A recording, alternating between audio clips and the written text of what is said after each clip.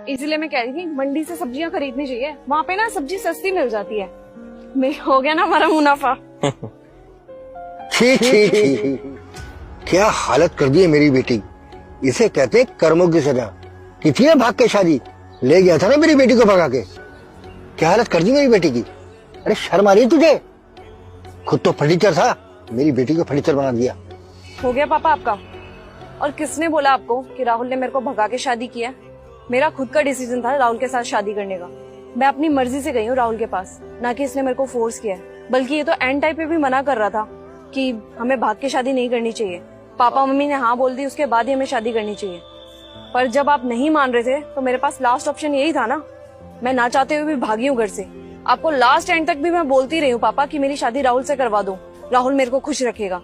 लेकिन आप तो चाहते ही नहीं थे राहुल और मैं कभी शादी करें। हाँ, तू चाहती थी कि मैं इससे तेरी शादी करा दूं।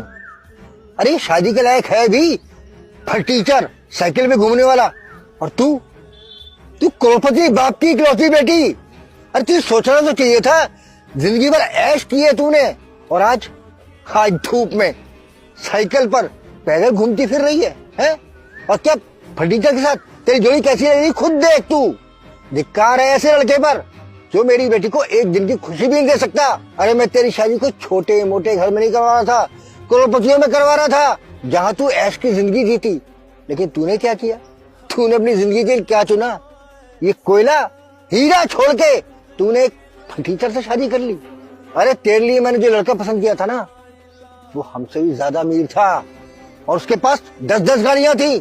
तू गाड़ियों में घूमती, ऐश करती, ड्राइवर होता तेरे पास, महारानी बन के रहती तू। लेकिन आज तो तू साइकिल पर है, 800-700 रुपए की साइकिल पर टूटी फूटी। अरे तुझे खुद से नफरत नहीं आती, शर्म नहीं आती तुझे?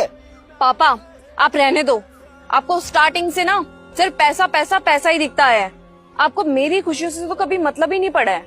आपको सिर्फ और सिर्फ अपने पैसे और इज्जत से फर्क पड़ा है। आप मेरी शादी वहाँ पे इसलिए नहीं करवा रहे थे कि आपकी बेटी वहाँ पे खुश रहे, बल्कि इसलिए करवा रहे थे कि आपकी इज्जत बनी रहे। और वहाँ पे पैसा इतना है तो आपका रुतबा तो और बढ़ता। सिर्फ और सिर्फ आप इसलिए करवा रहे थे मेरी शादी। आपको फर्क नहीं पड़ता कि वो इंसान कैसा है जिससे आप मेरी शादी करवाने वाले थे।